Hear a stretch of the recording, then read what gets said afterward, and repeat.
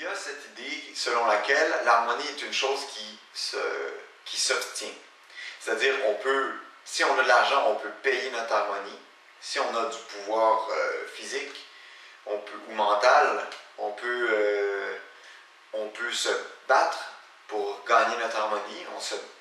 Souvent, les gens vont utiliser ça. Je me bats dans le monde pour trouver ma place, pour trouver mon harmonie, pour trouver ma paix.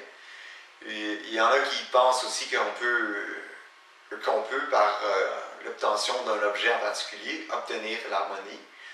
Que, par exemple, que si on n'a pas cet objet-là particulièrement, on va être malheureux toute sa vie. Ou encore, que si j'arrive pas à obtenir telle ou telle personne en relation de couple ou de travail, je vais perdre mon harmonie.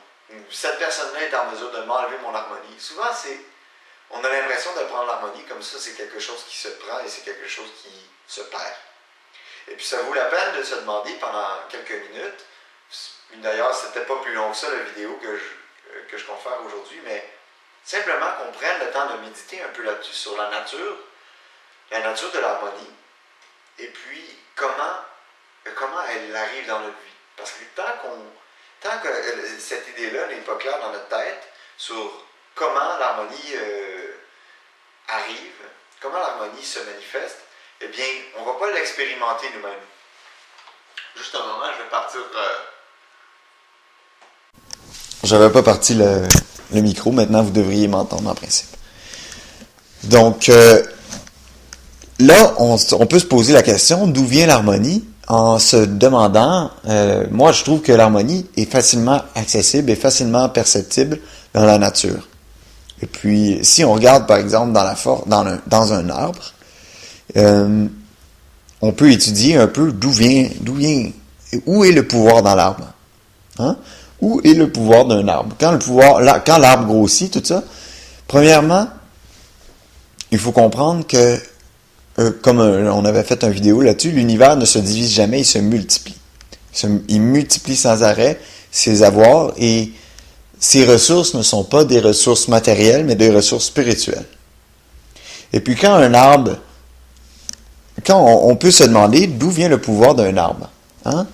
Est-ce que l'arbre lui-même a le pouvoir, avant même d'être créé, a le pouvoir de se créer lui-même?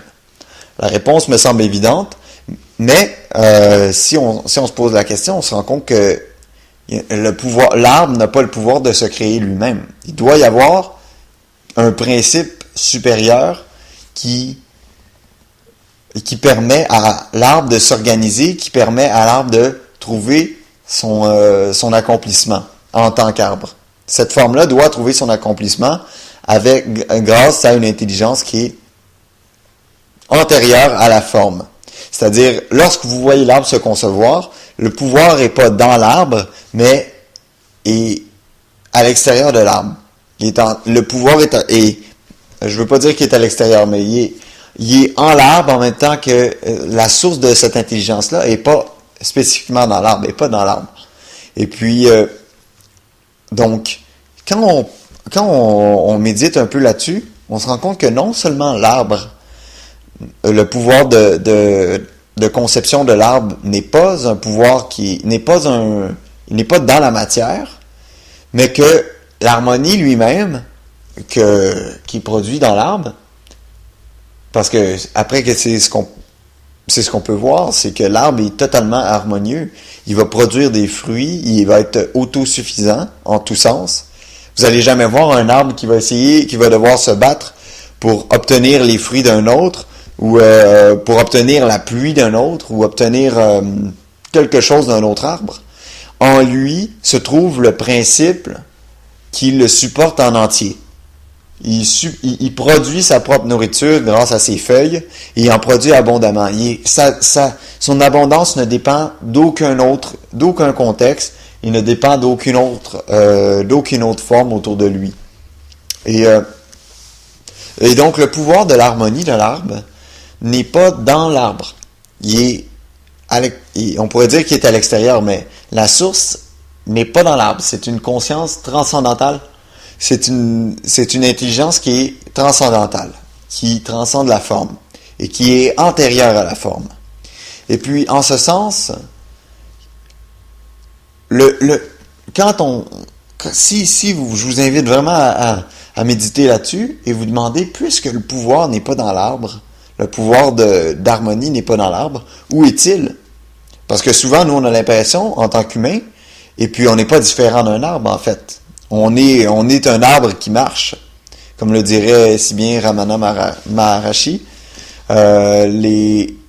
qui disait justement ça, considérer les humains comme des arbres marchants, et c'est exactement ça. Il y a le principe qui est dans l'arbre, qui lui permet de créer non seulement toute la matière dont il est nécessaire, mais de créer l'harmonie de cet arbre et l'accomplissement de cet arbre, et le même principe qui est à l'intérieur du corps humain, qui est pas du corps humain, mais qui est à l'intérieur de cette expérience-là, humaine, et puis qui produit ce corps, qui produit toutes ces manifestations, cette expérience-là. Et on doit comprendre que l'humain, comme l'arbre, ne trouve pas son harmonie en acquérant un objet à l'extérieur ou en se battant pour l'obtenir. L'harmonie de l'être humain, de l'expérience humaine, doit être réalisée comme quelque chose qui est comme le je que vous êtes, cet être que vous êtes, manifeste cette expérience-là, et puis cet être-là que vous êtes est l'harmonie. Et puis c'est ce pouvoir-là qui est l'harmonie. C'est un pouvoir qui est antérieur à l'expérience humaine. C'est un pouvoir qui est antérieur à la création de la matière.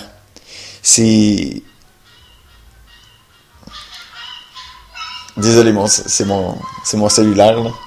Je l'avais pas fermé. On peut attendre un peu ou on peut continuer, mais...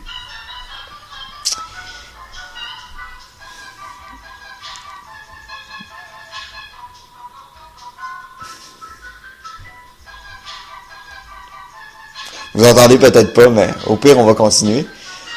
Mais là, tout ça pour dire que l'harmonie de ce monde, qu'on peut observer en tant qu'être humain avec nos yeux de chair, on peut l'avoir uniquement par la mesure que les formes qui manifestent cette harmonie-là sont une parfaite transparence pour cette harmonie-là de se manifester. OK? Si on voit une harmonie dans la nature, c'est parce que la nature est une transparence parfaite à la force qui produit son expression.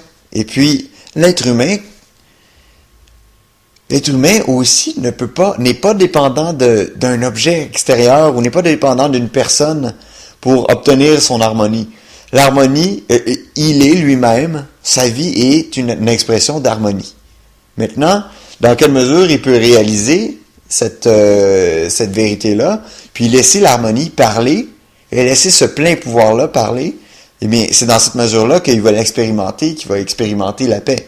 Mais tant qu'il va croire que l'harmonie est à l'extérieur de lui, il va jamais obtenir une expérience satisfaisante où l'exaucement à tous les niveaux se produit.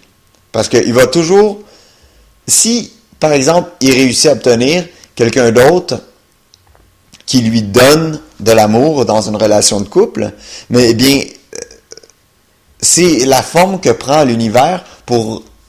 C'est cette personne-là qui donne l'amour est, en ce moment, et dans cette relation-là, une transparence de la conscience qui s'exprime à travers lui. Donc, vous êtes en train de prendre un objet pour obtenir un amour dont la source est en vous. Et puis, seulement dans la mesure où on découvre ça, que le pouvoir absolu de cet univers-là coule par vous, ben, c'est là que vous commencez à comprendre que si vous faites face à de la discorde ou à quelqu'un qui vous exprime de la malhonnêteté ou à de la violence, à de la guerre, eh bien, vous avez une responsabilité de vous ouvrir au monde. Au contraire de se fermer quand on réagit par notre ego, eh bien, on s'ouvre au monde et ce pouvoir-là, qui est un pouvoir d'harmonie spirituelle, peut être exprimé à travers vous et vous devenez une transparence pour le reste du monde qui, eux, dans leur vie de tous les jours, vous devenez, dans le fond, on pourrait dire un phare pour eux. Et puis, l'important, c'est de comprendre que ça, sans cette harmonie-là, l'univers n'existe pas. Et votre corps n'existe pas et un arbre n'existe pas. Sans cette harmonie-là, le monde tel qu'il est n'existe pas. Et puis, le seul pouvoir de cet univers, le pouvoir de sustention, la vie, c'est un pouvoir qui a le monopole de l'harmonie. Et puis, c'est le même pouvoir qui est en arrière de vous, en train de construire votre expérience, votre corps, votre vie de jour après jour. Mais vous allez obtenir les fruits de cette réalisation-là uniquement quand vous allez comprendre absolument que le pouvoir de l'harmonie est derrière vous. C'est ce que vous êtes. Et puis quand vous allez découvrir ça, vous allez arrêter de réagir autant aux choses qui se passent dans votre expérience extérieure parce que vous n'allez plus leur référer un pouvoir qu'ils n'ont pas. Aucun objet au monde n'a le pouvoir de vous enlever ou de vous donner l'harmonie. Okay? Aucune personne au monde n'a le pouvoir de vous donner ou de vous enlever l'harmonie. Aucun diplôme, aucun contexte dans lequel vous vous trouvez a le pouvoir de vous donner et de vous enlever l'harmonie. Votre responsabilité, c'est de laisser couler l'harmonie, l'harmonie dont vous avez le monopole. Vous êtes harmonie. Et l'harmonie que ce monde peut expérimenter et peut arriver en ce monde simplement par le biais de votre transparence, par le biais de la transparence de votre mental. Donc, je vous invite vraiment à amener ça dans votre méditation. Vraiment, comprenez. D'où vient le pouvoir de l'arbre? D'où vient le pouvoir de l'harmonie de l'arbre? C'est pas à l'intérieur de lui, c'est extérieur. Puis c'est la même chose pour vous. L'harmonie, vous l'êtes. Et c'est cette harmonie-là, quand vous la réalisez, devient une loi, devient la seule loi sur votre expérience. Et puis, tous les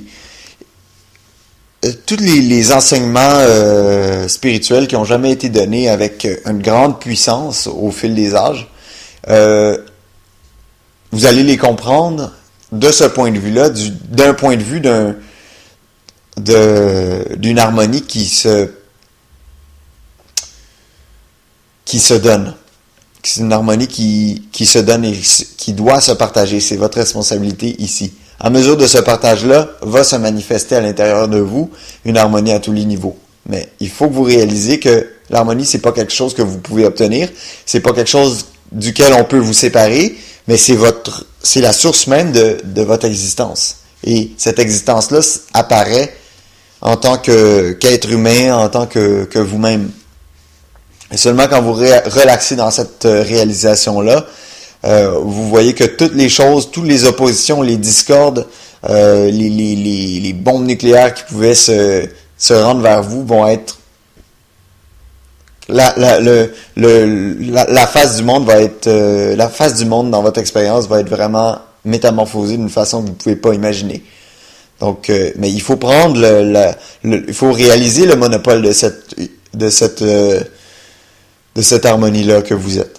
Il faut le réaliser et je vous invite de l'emporter dans votre méditation pour comprendre la nature de ce pouvoir.